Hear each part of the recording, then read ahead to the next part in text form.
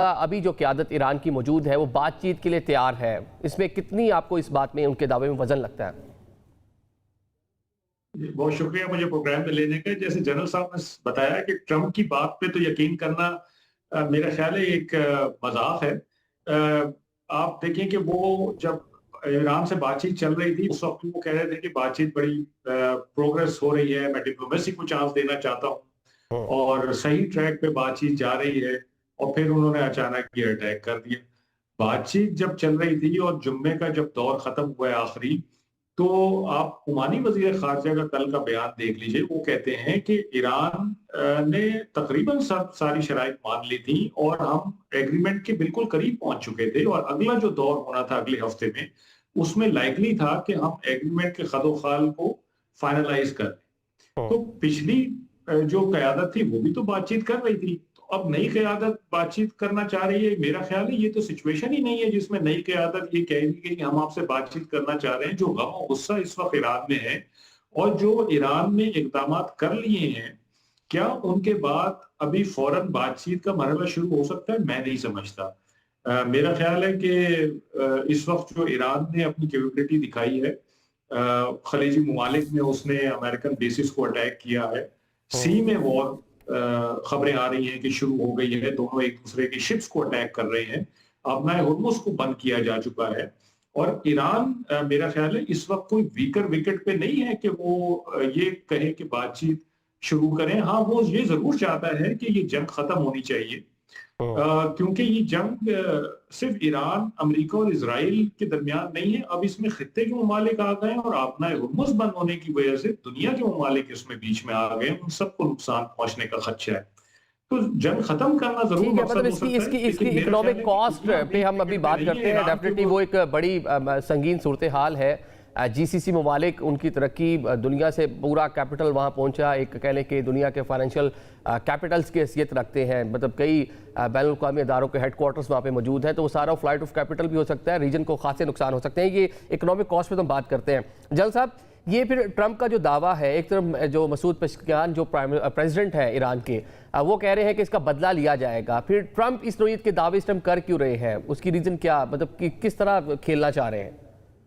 देखिए, मकसद ये है कि अमेरिका को जो भी टर्म्स डिक्टेट हो रही हैं वो इजराइल की तरफ से हो रही हैं, बिकॉज कई दफा अमेरिकन सदर ओबामा के टाइम के ऊपर अगर वो बहुत ज्यादा अलाइन नहीं भी हो रहा था इजराइल के साथ, तो इवन इंटरनल प्रेशर इतना ज्यादा होता है कि आपको वो एक्शन लेने पड़ते हैं, आपकी डोमेस्टिक पॉलिटिक्स और आपके उनके लिए पॉलिटिकल एक्टिविटीज के लिए भी।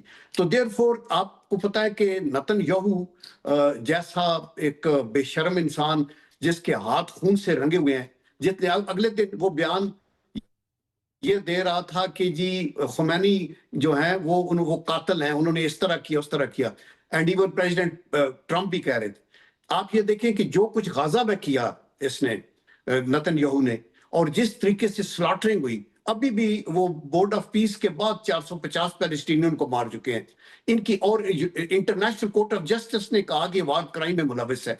ये लोग हैं जिनके हाथ के अंदर इस वक्त, वो कहते हैं ना बांदर के हाथ में, उस तरह ये अगर टेक्नोलॉजिकली सुपीरियर है अमेरिका और उसके बहुत से जो हैं फ्लीट्स हैं और शिप्स हैं और नेवल पावर है और एयर पावर है, तो वो एक तरफा अपना कर रहे हैं। अभी उनके मुकाबले का कोई ब्लॉक उठ के सामने आया नहीं। रशिया इन्वॉल्व है यूक्रेन में और उसकी अपनी इकोनॉमी का भी उसको फिक्र है। चाइना जो है वो हमेशा पीसफुल को एग्जिस्टेंस की बात करता है और वो ये नहीं समझते कि ये टाइम है कि वो।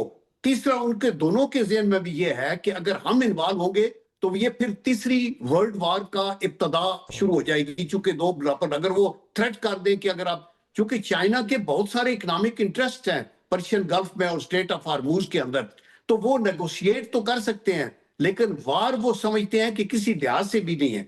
और मैं आपको ये बताऊं कि जब ये हिरोशिमा नागासाकी की मैंने पहले बात की, उधर 16 किलो टन और 20 किलो टन के बॉम्ब्स यूज हुए।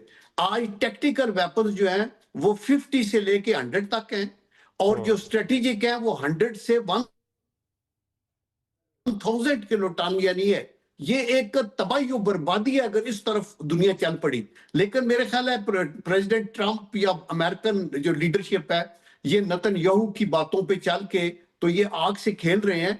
आप मफलूज तो कर सकते हैं ईरान को मिलिटरीली, बिकॉज उसका और आपका कोई मुकाबला नहीं है, लेकिन उनका जो विल टू फाइट है वो उसको आप तोड़ नहीं सकते, क्योंकि आप उनकी आइडियोलॉजी की जो उनकी सोच है अपनी, उसको आप बदल नहीं सकते। और ये ग्रेट नेशन, ठीक है, ये आइडियोलॉजी आपने जो बात की है, ये ईरानी जो नेशन है, पूरी कौम जो है उस आइडियोलॉजी के ऊपर खड़ी हुई है।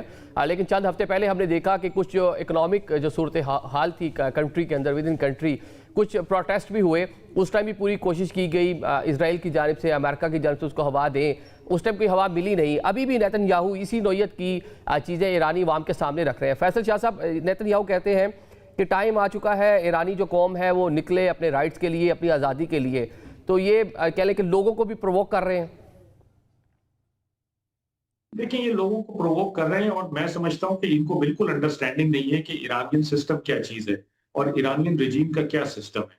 ये जो रिजीम है ईरान की, ये सीरिया की तरह या लिबिया की तरह या इराक की तरह या वेनेजुएला की तरह नहीं है कि आपने टॉप मैन को हटा दिया तो पूरी रिजीम बैठ जाएगी और आप एक नया गवर्नमेंट का सिस्टम ले आएंगे।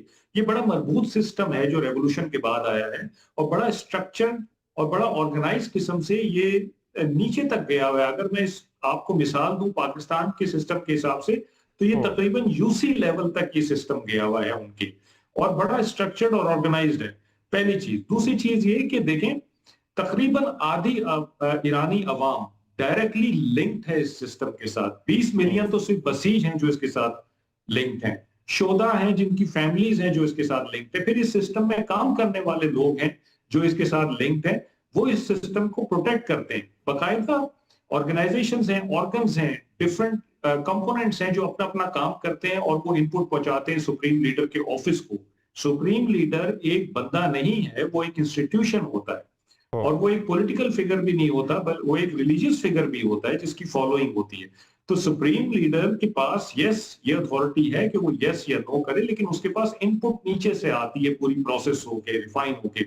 अब आप देखें कि उन्होंने सुप्रीम लीडर को हटा दिया है, खामेनेई साहब को, लेकिन फौरन ही मजलिस एक बन गई है, कमेटी बन गई है और वो नए सुप्रीम लीडर को अपॉइंट करेगी, सिलेक्शन करेगी और अपॉइंट करेगी। तो एक सिस्टम है जो पूरा चल रहा है और उस सिस्टम को खत्म करना it is not very easy. दूसरी चीज, जब भी आप कहीं रिजीम चेंज करने का सोचते हैं तो पहले एक ऑल्टरनेट सिस्टम बनाते हैं, एक ऑल्टरनेट लीडरशिप बनाते हैं। वो तो यहाँ पे कोई है नहीं। हालत ये है ट्रंप साहब की और नेतन्याहू की कि वो अवाम को कह रहे हैं कि जब ऊपर से लीडरशिप हट जाए तो तुम जाके कब्जा कर लो। तो अवाम में कौन कब्जा करेगा, कौन प्राइम प्रेसिडेंट